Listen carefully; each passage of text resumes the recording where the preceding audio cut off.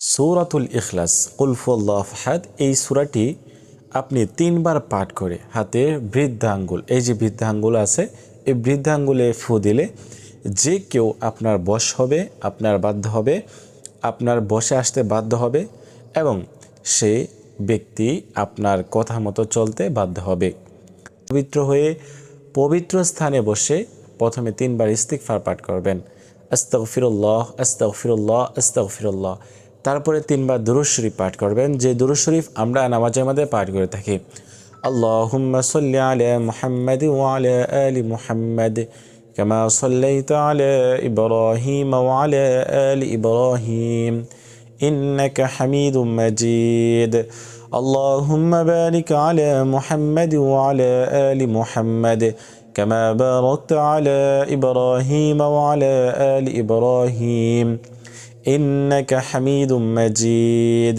3 বার দুরূদ শরীফ এবং 3 বার ইস্তিগফার পাঠ করে নিতে হবে। তারপরে আপনি যে ব্যক্তির জন্য আমলটি করতেছেন ওই ব্যক্তিকে উদ্দেশ্য করে, ওই ব্যক্তির কথা মনে করে আপনি এই সূরাতুল ইখলাস কতবার পাঠ করবেন? 3 বার পাঠ করবেন। সুন্দর করে সহি শুদ্ধভাবে পাঠ করে আপনাকে পরবর্তীতে যা করতে হবে, যে এই যে বৃদ্ধা আঙ্গুল রয়েছে হাতের ডান হাতের, এই বৃদ্ধা আঙ্গুলে আপনাকে 3টি ফু দিতে হবে এরকমভাবে বৃদ্ধা আঙ্গুলটা রেখে। কিভাবে? আউযু বিল্লাহি মিনাশ শাইতানির রাজিম, বিসমিল্লাহির রহমানির রহিম, কুল হুয়াল্লাহু আহাদ আল্লাহুস সামাদ লাম ইয়ালিদ ওয়া লাম ইউলাদ ওয়া লাম ইয়াকুল লাহু কুফুয়ান আহাদ। সহি শুদ্ধভাবে আপনাদেরকে সূরাতুল ইখলাস পাঠ করতে হবে। পাঠ করে এখানে 3টি ফু দিবেন। ফু দিয়ে আপনি এরকমভাবে 3 বার পাঠ করবেন। পাঠ করে 3টি ফু দিয়ে শেষে 3 বার দুরূদ শরীফ পাঠ করবেন এবং ওই ব্যক্তির কথা মনে করে আপনি আমলটি করবেন।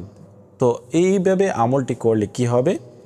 ওই ব্যক্তি আপনার বশ হবে, আপনার বাধ্য হবে, আপনার কথা মতো চলবে এবং সে আপনার যে কোনো কথা মানতে রাজি হবে ইনশাআল্লাহ।